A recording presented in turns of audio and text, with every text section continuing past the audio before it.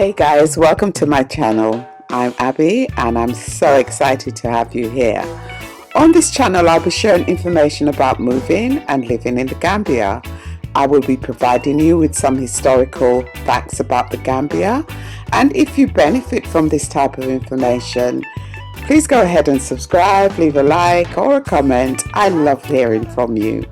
So today I'll be exploring the rich diversity of the Gambia.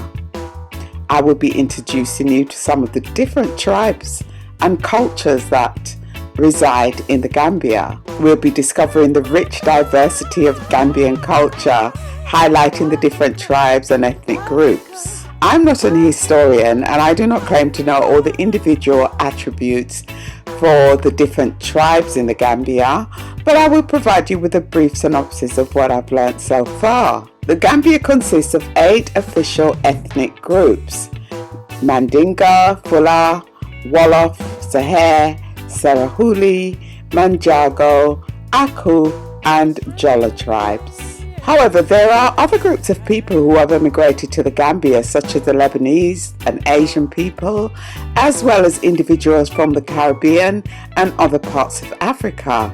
These individuals are not included in the official list because they came to the Gambia through migration. Gambia is a small country. It is a multicultural society with many ethnic groups and where most people are multilingual.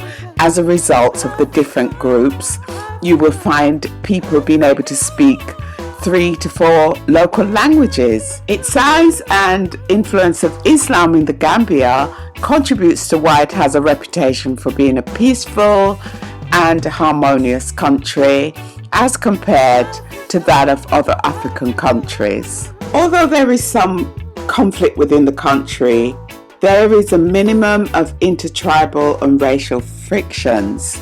So today I'll be presenting a brief history of the Mandinka tribe in the Gambia.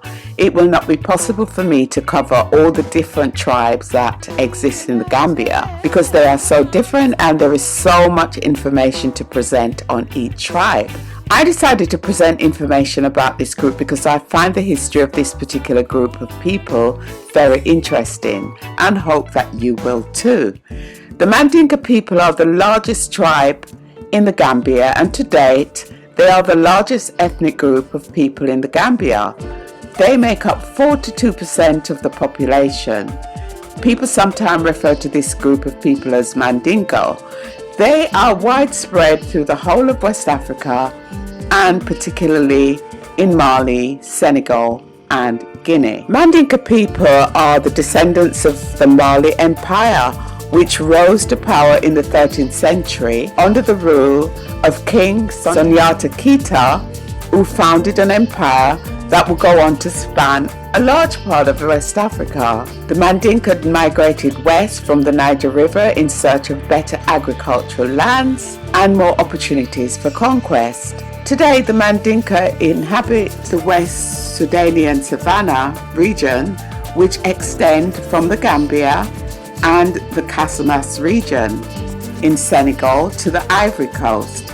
Although Mandinka people are widespread, they form the largest ethnic group only in the countries of Mali, Guinea and the Gambia. Most Mandinka live in family compounds in traditional rural villages and are fairly autonomous. They are usually led by a chief and a group of elders. The Mandinka people have traditionally been a socially stratified society, like many West African ethnic groups with caste. The Mandinka have a complex system of social classes, with nobilities and commoners occupying distinct positions in society.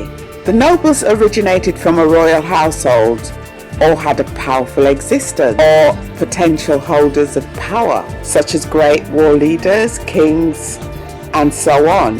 The nobility are descendants from the ruling dynasties and hold positions of authority in traditional governance structure. The people belonging to the second social groups are commoners, who included farm owners, traders, clerics, and marabouts. Marabouts are spiritual leaders in the Gambia. People would often visit them to get advice about the future or about current situations that is happening in their lives. Both the noble and the commoner class were both considered born free.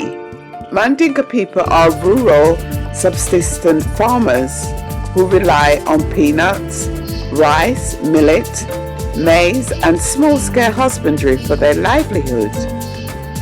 During the wet season, men plant peanuts as their main crops and women grow rice, traditionally African rice, tending the plant by hand. This is extremely labor-intensive and physically demanding work. 50% of the rice consumption needs are met by local planting.